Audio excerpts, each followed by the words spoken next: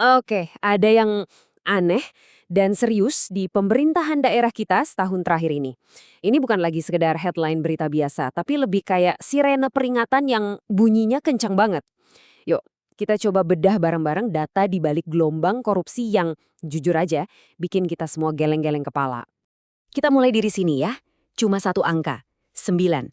Kelihatannya sepele kan? Cuma 9. Tapi jangan salah, di balik angka yang kelihatannya kecil ini, ada cerita krisis integritas yang luar biasa besar. 9 itu bukan sembarang angka. Itulah jumlah kepala daerah. Kita bicara gubernur, bupati, wali kota loh, yang diciduk karena korupsi hanya dalam rentang waktu 17 bulan terakhir. Ini bukan lagi soal kejadian sporadis. Laju penangkapan ini cepet banget. Belum pernah kita lihat yang kayak gini. Serius, alarmnya benar-benar nyala merah. Para analis bahkan sampai menyebutnya sebagai krisis yang masif, terstruktur, dan eksponensial. Gampangnya gini, ini gede banget, terorganisir, dan nyebarnya cepet banget kayak virus. Jadi, kita harus buang jauh-jauh pikiran kalau ini cuma soal 1-2 orang nakal. Bukan, ini adalah penyakit yang udah mengakar di sistem pemerintahan daerah kita. Nah, dalam beberapa menit ke depan, kita bakal coba kulik ini lebih dalam. Mulai dari krisis integritasnya, kita intip peta korupsinya, terus kita bedah anatominya. Kita juga akan pertanyakan, sistem pencegahan kita ini sebenarnya efektif atau cuma pajangan? Dan yang paling penting, kita akan coba cari jawaban, apa rantai korupsi ini bisa diputus? Oke, kita masuk bagian pertama. Penting banget buat kita semua untuk ngeliat banyaknya penangkapan ini bukan cuma sebagai, wah hebat penegak hukumnya. Bukan, justru sebaliknya. Ini tuh sinyal bahaya, cerminan dari sebuah kegagalan yang jauh lebih fundamental. Dan ini dia intinya. Setiap kali ada satu kepala daerah yang ketangkep, itu artinya semua sistem pencegahan dan pengawasan di internal mereka jebol, gagal total. Ibaratnya, sistem yang harusnya jadi satpam paling galak, malah jadi yang bukain pintu buat maling. Udah bukan benteng lagi, tapi jadi jalan tol. Oke, sekarang kita coba jadi detektif sebentar. Yuk, kita ikuti jejak uangnya. Kita telusuri dari mana duitnya datang, lari kemana, dan yang paling penting, gimana cara mereka maininnya? Coba deh dengerin istilah ini. Dari salah satu kasus di Riau. Namanya aja udah ngeri. Pemerasan struktural, lewat mekanisme jatah preman. Ini bukan lagi sekedar suap di bawah meja ya. Ini udah sistematis. Kayak preman pasar yang malakin pedagang. Tapi ini terjadi di dalam birokrasi.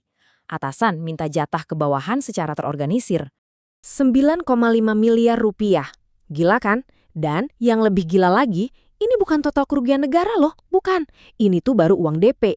Bayangin, uang muka yang diterima seorang bupati buat proyek yang anggarannya aja belum diketok palu.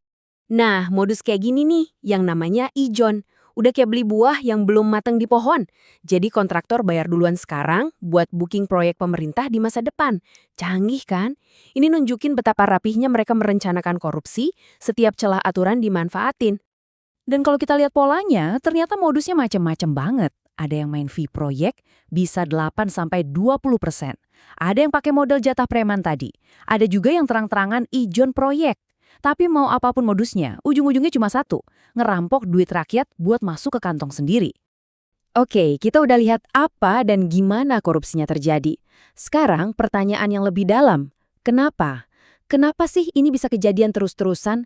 Apa sih akar masalahnya yang bikin pola-pola kayak gini terus lahir lagi dan lagi? Nah, para ahli nunjuk ke satu hal yang mereka sebut siklus setan. Gini ceritanya. Pertama, buat jadi kepala daerah itu biayanya mahal banget kan? Nah, setelah terpilih, muncul tekanan buat balik modal.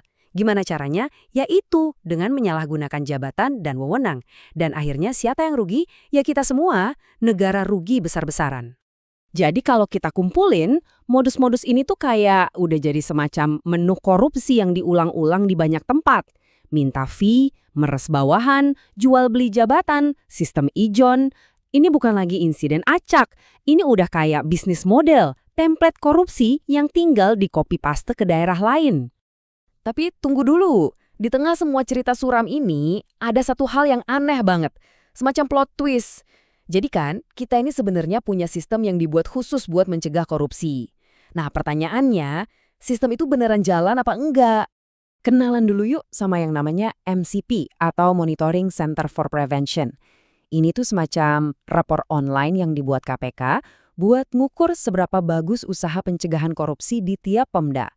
Logikanya kan simple, makin tinggi skornya, harusnya makin aman dari korupsi dong.